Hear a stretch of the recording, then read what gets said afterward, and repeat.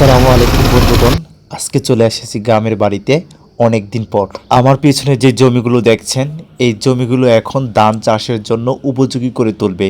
দেখুন, সব জমিগুলো একদম ঘাসে পরিপূর্ণ, তবে মেঘলা আকাশ। আমাদের বাড়ির চারপাশের প্রকৃতিটা সত্যি অসাধারণ।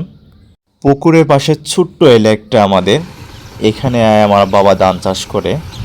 তবে এ দেখুন ছোট্ট একটা পাখি, পাখিটি কি বলে, নাম কি আমি সঠিক জানি না। তবে এখানে আমি যা দেখতে পেলাম, শহীদ ভাই কি অবস্থা তোমার? বলে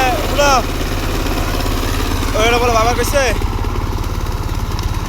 তবে গ্রামের এই পরিবেশটা আমি খুব মিস করি। আপনারা কে কে পরিবেশটা ফেস করেছেন, মুখোমুখি হয়েছেন ছোটবেলায়? আমি অনেকবার এই ট্রাক্টরের পিছনে মাছ ধরেছি, তবে আমি আপনাদের দেখানোর জন্য শুধু আজকে এই ভিডিওটা করলাম। দেখুন, এই ট্রাক্টরের পিছনে অনেকে মাছ ধরছে, ছোট ছোট মাছ, অর্থাৎ দেশি যে মাছগুলো, এই মাছগুলো তারা এই জমি থেকে ট্রাক্টরের পিছন থেকে ছোট ছোট মাছ তারা সংরক্ষণ করছে। আমি এই ভাইটিকে ডাকছি, অর্থাৎ মাছগুলো দেখার জন্য। এই ভাইটি বাক প্রতিবন্ধী, অর্থাৎ কথা বলতে পারে না, তার কারণে আমি হাত দিয়ে ওকে ইশারা করছি। দেখুন, মাছগুলো দেখাবে। এই দেখুন, ছোট ছোট মাছ ধরেছে, খুব সুন্দর। আপনারা কে কোথায় থেকে দেখছেন ভিডিওটি